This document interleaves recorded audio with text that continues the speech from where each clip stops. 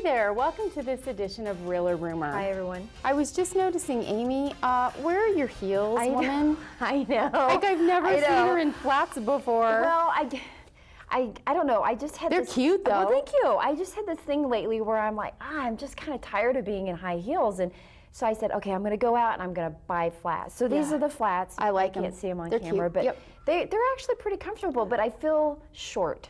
Well, it's we'll get used to it. I know. But I've never seen you in anything but heels before. It's okay. It'll be okay. Okay. But anyway, so I decided, okay, so on the fashion side of things, I would step out a little bit. And, you know, honestly, I think the last time I wore flats was probably high school. It was an 80s thing. You wore your flats, I'm not a flat wearer either because I'm like short and fat, and like I feel fatter in flats. So I put heels on just to, you know.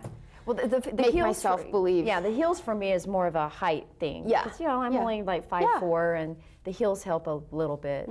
So anyway, but you yeah, have some cute. You have some cute heels too. Well, thank you. You know, we're going to be having our little sip and swap. I'm calling it. Have a little wine, So swap some clothes. That you know.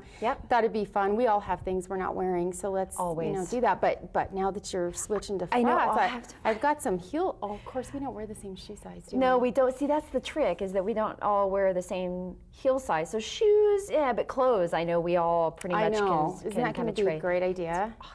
I know. Idea. It'll be fun. So anyway, well, I'm looking forward to it. Yeah. So bring any shoes along. I will, but not these. Sorry, you can't have them. Yeah, okay.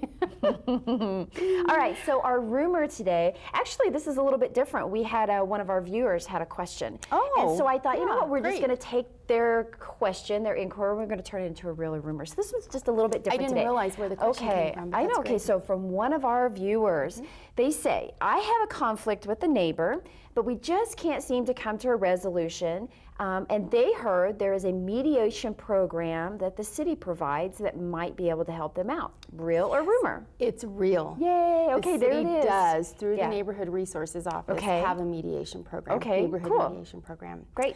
You know, we've all experienced this. We live in a neighborhood where a neighbor or two or three, maybe gets under your skin, or maybe has loud parties, or has a barking dog, and you just kind of don't really know quite how to deal with that. Right.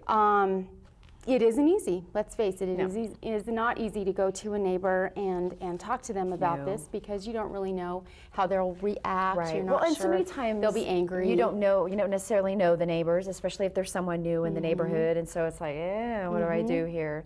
Well, and I know my neighbors. I know my neighbors really well, and I would just walk next door and say, you know, Roger, Coda's barking. Hello. Hello. But honestly, that's not, you know, that's not reality. Probably. We've lived next to those neighbors for 27 years, so we've developed a rapport. But a lot of times you have neighbors that, you know, it's just not that easy to do that with. So, of course, that's where this program comes in. Super.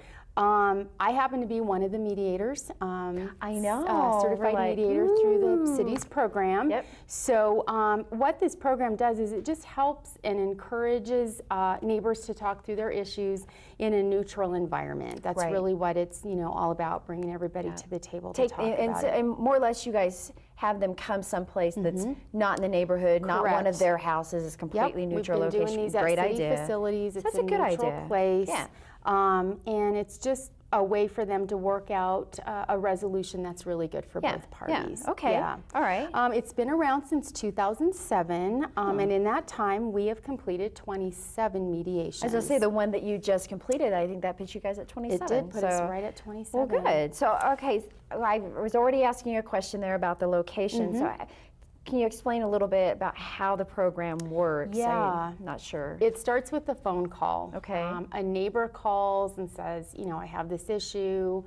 We might want to sit down and talk about it. Maybe another neighbor knows about two neighbors who are maybe having a bit of a battle, so they can call it in. So it can be kind of a referral type thing it in might a way, be one of our neighborhood resource officers who's been called to a neighborhood and thinks that maybe, you know, these two parties might be good for mediation. So that's kind of how it works. All right. We set up a meeting with both parties, and this is done through the Neighborhood Resource Office. And then we, round up a couple of mediators to sit at the table with both parties and really just listen and facilitate and just kind of help them work toward an agreement. Right. That's something they, can both live with. Well, that's a good idea. So is there any cost that's involved with this? No, the mediation is absolutely free of charge. Okay, we like free. It's always confidential and available certainly to all Greeley residents. Okay, and Spanish? Spanish translators, that's what I was just going to say. For I our read your mind. Spanish-speaking neighbors, we can provide translators if that's needed. All right. And then do you cover any kind of mediation, or is there kind of, limits on what you guys will mediate? There are limits. What we don't mediate would be domestic disputes or any type of legal cases. Certainly we're not attorneys and can't get involved in those. But what we will mediate would be noise complaints, property maintenance issues, pet issues, the barking dog, that sort of thing. Landlord type stuff? Yep. Anything that's nuisance behavior, parking problems, and then, landlord-tenant disputes. Okay, great. All right. So successful? Is it going 90% well? of the time. 90%? Yeah. I feel like a Dr. Seuss. 99.3. Anyway, so 90% of the time, both parties, as long as they're there and they're actively participating, we do have that kind of success. It's certainly a quicker, easier, more inexpensive process, of course, than going through any kind of legal action. Yeah, I can in imagine court. doing something like that. If you can come to a resolution, it's free, but then you don't have the lawyers involved and the courts and all of that, and I can, that could add up very, very quickly. Much quicker, And it could actually, I guess, in my thinking, it would maybe make the situation even worse because sometimes court things can animosity get really, over money or time. You bet. So you bet. Good. So lots that's of positive reasons to give this a try if you can. Right. Somebody's interested, phone number they can call. You said it starts with a call. So it does start with the call to our Neighborhood Resource Office, 350-9774. Okay. From there, we'll be able to get something scheduled, working with both parties and get something scheduled. Okay, awesome. Well, good for you for being a mediator. Thank you. Keep it up. Is that feeling? You part of that 90%? Yeah? You don't have to say. Okay. But that's okay. I'm sure I you guys haven't are doing been a successful great every time. job. Well, that's working with people. So this is great. Okay, so now our viewer knows, yes, there's a program and they have a phone number. Good question, and thanks for that question. Yeah, thank you very much, and keep those coming. And in the meantime, that's going to do it for us here on Real or Rumor. And as always, you can catch other editions of Real or Rumor on our YouTube page, and you can check right back here at GTV8. And until next time, I'm Amy Freeland. I'm Cheryl Aragon. And we'll see you then.